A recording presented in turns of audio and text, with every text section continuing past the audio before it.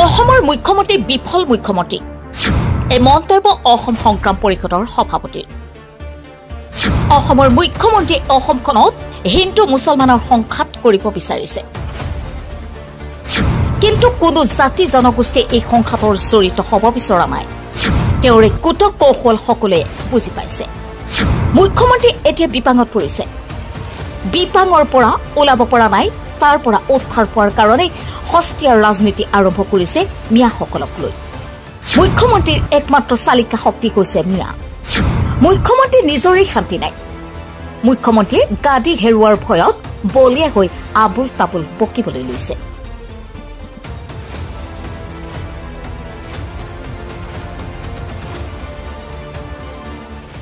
আসলতে হিমন্ত বিশ্ব শৰ্মা ডাঙৰীয়া এজন বিফল মুখ্যমন্ত্ৰী, এইটো কথাটো স্পষ্ট হৈ গৈছে। আৰু অসমৰ সৰ্বসাধাৰণ ৰাইজে কথাটো বুজি পাইছে যে তেওঁলোকে হিমন্ত বিশ্ব শৰ্মা ডাঙৰীয়াক যি আশাৰে তেওঁলোকে মুখ্যমন্ত্ৰীৰ আসনত বহুৱাইছিল, সেই আশা হিমন্ত বিশ্ব শৰ্মা ডাঙৰীয়াই কোনো কাৰণতে পূৰণ কৰিব পৰা নাই।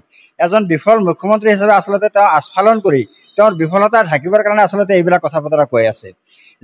যিখন কেবিনেটত এজনো সংখ্যালঘু মুছলমান বিধায়ক নাই, তেনেকুৱা এখন কেবিনেটত থাকি তেনেকুৱা এখন মন্ত্ৰীসভা গঠন কৰাৰ পিছতো মুখ্যমন্ত্ৰীয়ে আজি পৰ্যন্ত তেওঁ বাংলাদেশী মুক্ত অসম গঢ়িব পৰা নাই। এই কথাটো তেওঁৰ প্ৰথম বিফলতা। তাৰপিছত আপোনালোকে নিশ্চয় জানে যে এনেকুৱা এখন কেবিনেট আজিলৈকে গঠন হোৱা নাই যিখন কেবিনেটত এজনো মুছলমান মন্ত্ৰী নাই। তেনেকুৱা এখন মন্ত্ৰীসভা চলোৱাৰ পিছতো তেওঁ যে সমস্যাবিলাক সমাধান কৰিব পৰা নাই, তাৰ কাৰণে দায়ী কোন হ'ব? মুখ্যমন্ত্ৰী হ'ব। গতিকে তেওঁ এইবিলাক আভুৱা পৰি এনেকুৱা কিছুমান কথা কৈ তেওঁ আচলতে অসমৰ ৰাইজক সন্তুষ্ট কৰিব নোৱাৰে। অসমৰ ৰাইজে আচলতে উন্নয়ন বিচাৰে। আপোনালোকে জানে যে মুখ্যমন্ত্ৰী তেওঁ বিভিন্ন ধৰণৰ কথা বতৰাৰ যোগেদি তেওঁ অসমত এজন হিন্দু মুছলমানৰ এটা সংঘাত সৃষ্টি কৰাৰ কাৰণে তেওঁ বিভিন্ন ধৰণৰ পৰিকল্পনা কৰিছিল।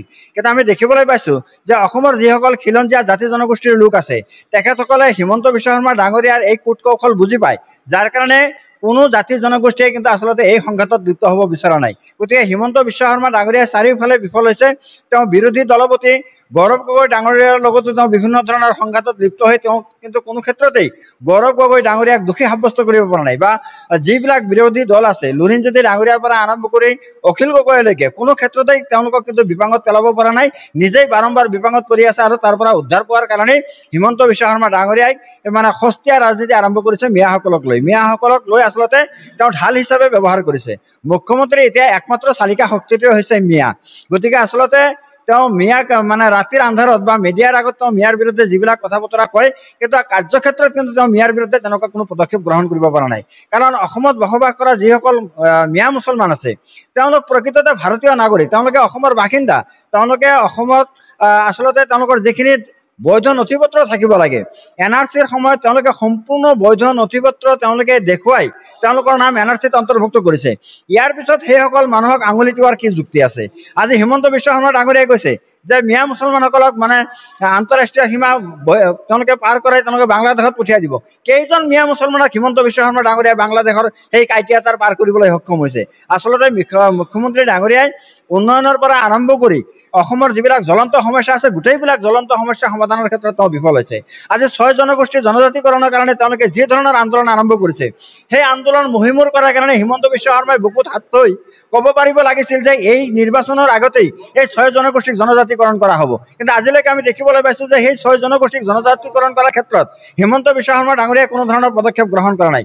তেওঁ উন্নয়নৰ কথা কৈ তেওঁ আচলতে অসমত ভোট ভিক্ষা কৰিব লাগিছিল। তেওঁৰ উন্নয়নৰ কোনো ধৰণৰ তেওঁৰ শ্লোগান নাই। তেওঁৰ মুখত এটাই শ্লোগান, হিন্দু মুছলমান, মছজিদ মন্দিৰ নামঘৰ, এইবিলাক কথা কৈ তেওঁ আচলতে ভোট লৈ তেওঁ মুখ্যমন্ত্ৰী হ'ব বিচাৰিছে।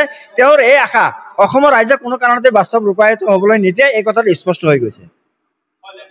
আচলতে তেওঁ যিটো কথা কৈ আছে যে অবৈধ মিয়াৰ শান্তি নাই, আচলতে শান্তি মুখ্যমন্ত্ৰী নিজৰে নোহোৱা হৈছে, যাৰ কাৰণে তেওঁ বলিয়াৰ নিচিনা হৈ তেওঁ আবুল তাবুল বকিবলৈ লৈছে। তেওঁ বিভিন্ন ধৰণৰ আঁচনিৰ কথা কৈ আচলতে তেওঁ অসমৰ ৰাইজক আকৃষ্ট কৰাৰ কাৰণে যি কৌশল ৰচনা কৰিছে, সেই কৌশল তেওঁ বাৰম্বাৰ তেওঁ বিফল হৈছে। তেওঁ নিজে আচলতে ষ্টেবল নহয়, মানুহজন আচলতে কিবা বলিয়াৰ নিচিনা হৈ গৈছে। তেওঁৰ টোপনি নোহোৱা হৈ গৈছে, তেওঁ অস্থিৰ হৈ পৰিছে। তেওঁৰ গাদী হেৰুৱাৰ ভয়ত তেওঁ অশান্ত এটা পৰিৱেশ সৃষ্টি কৰিব বিচাৰিছে। আচলতে মিয়াৰ কোনো ধৰণৰ এৰি হোৱা নাই, অসুবিধা হোৱা নাই। মিয়া যিহেতু বৈধ নাগৰিক, তেওঁলোকৰ বৈধ নথি পত্ৰ আছে। মই বাৰম্বাৰ কৈছোঁ যে ৭১ চনৰ আগত অহা মিয়া মুছলমানসকলৰ হাতত সম্পূৰ্ণ নথি পত্ৰ আছে। গতিকে তেওঁলোকক হিমন্ত বিশ্ব শৰ্মা ডাঙৰীয়া নহয়, অমিত শ্বাহ, নৰেন্দ্ৰ মোদীয়েও তেওঁলোকক বহিষ্কাৰ কৰিব নোৱাৰে অসমৰ পৰা। অবৈধভাৱে যদি কোনোবাই কাৰোবাক জোৰ জবস্তি ধৰি যদি আন্তঃৰাষ্ট্ৰীয় সীমা পাৰ কৰাই দিয়ে, সেই কথাটো বেলেগ। কিন্তু সেই ক্ষেত্ৰতে আচলতে হিমন্ত বিশ্ব শৰ্মা ডাঙৰীয়াই অসাংবিধানিকভাৱে, বেআইনীভাৱে যি কাৰ্য আৰম্ভ কৰিছিল, সেই কাৰ্যটো কিন্তু হিমন্ত বিশ্ব শৰ্মা ডাঙৰীয়াই বিফল হৈছে। এই কথাটো অসমৰ ৰাইজে চাইছে।